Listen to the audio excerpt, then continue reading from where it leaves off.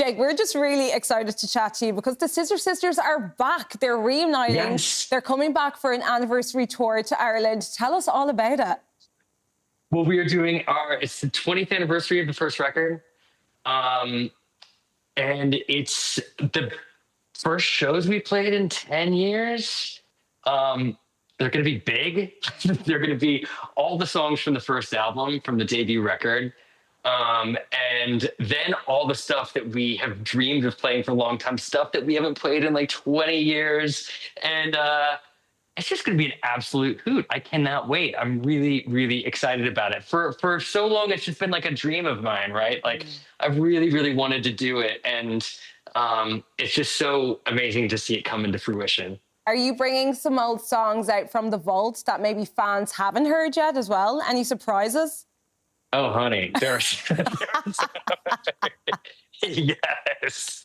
No, there's stuff that we haven't played in a long, long time, and just some of our favorites. And yeah, there's stuff that we haven't played since early days. Stuff that I think people will be really surprised over. And it was one of those things where like I said to the boys, I'm just like, we've got to play. Of course, we're going to play all the songs off that first record, but let's play everything we would ever want to play as if this, and you never know, as if we could all walk out and get hit by a bus tomorrow. I don't know. So like, let's play these shows as if they're it. Yes, So you're not wasting any opportunity. You're going to make the most out of this tour. I'm so excited. I'm excited as well because the fans, like, it has been a while since we've seen Scissor Sisters on stage performing. You took an indefinite break back in 2012. So what was it that made the band want to get back together again?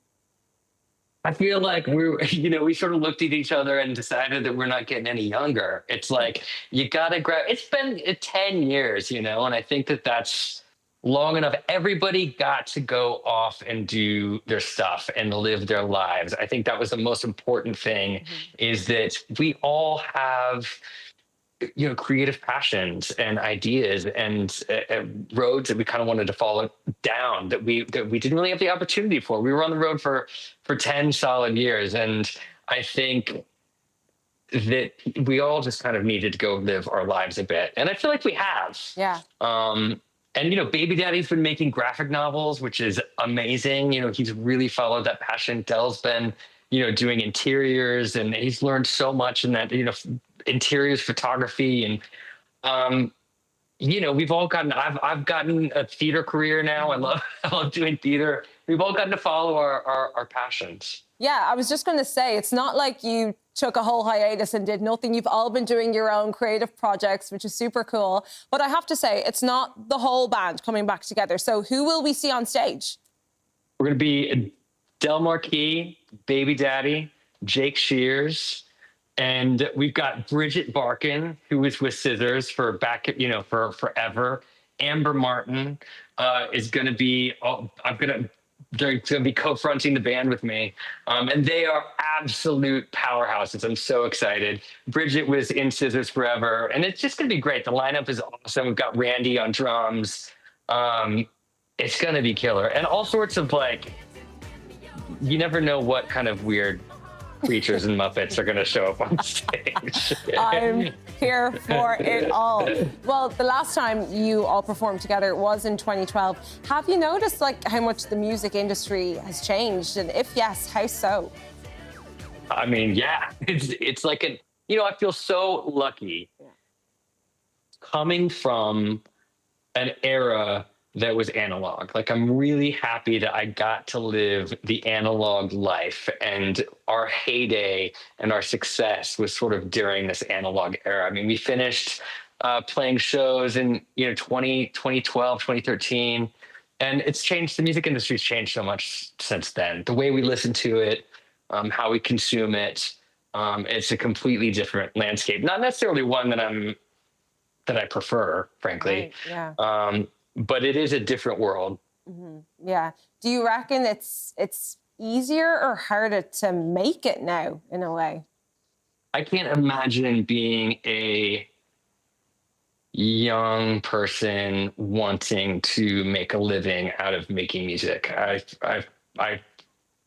I think it would be incredibly difficult. And it's like, I look at friends and people that I love that are incredible and that are really successful that, are, are just scraping by, and it's like, it just shouldn't be like that. It shouldn't be like that with music.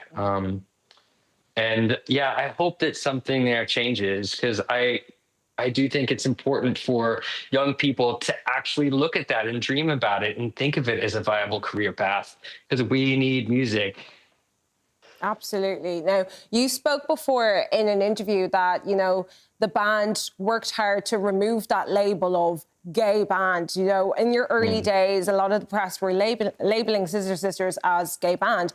Was that hard to do? Because back then in the early 90s, we didn't have your Chapel Roans or Little Nas X's. People were quick to put a label on you guys. Yeah, it would frustrate us at the time, I think, because it would kind of feel like we would be sort of getting painted into a corner, and we were just resisting that, right? Like I've always questioned, I would be like, there's no such thing as queer music, what is gay music? I still ask myself that question.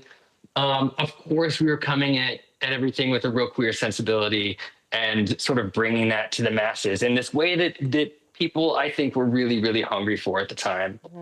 And it was a necessary thing.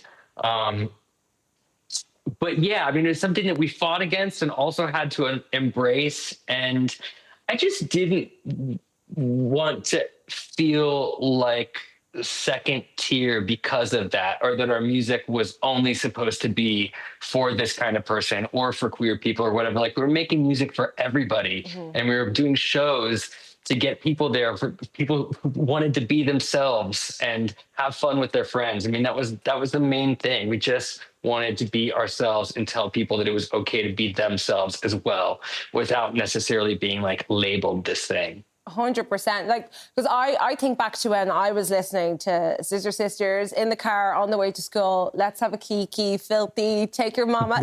I was listening to these with my dad and my mom, and they were just bops. We just loved them. It was just music, And people, I feel like they're quick to label everything, but it's just music at the end of the day, isn't it?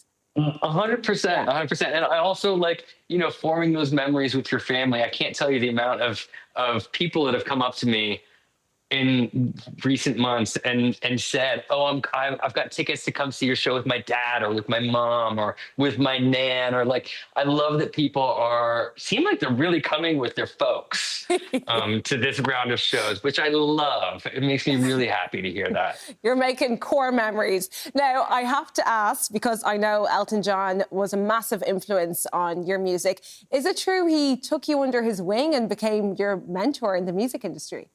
I mean, he just has been a real guiding light in my life, and he's been an amazing creative partner. He's been a collaborator. He's been an amazing mentor. He's been a great friend.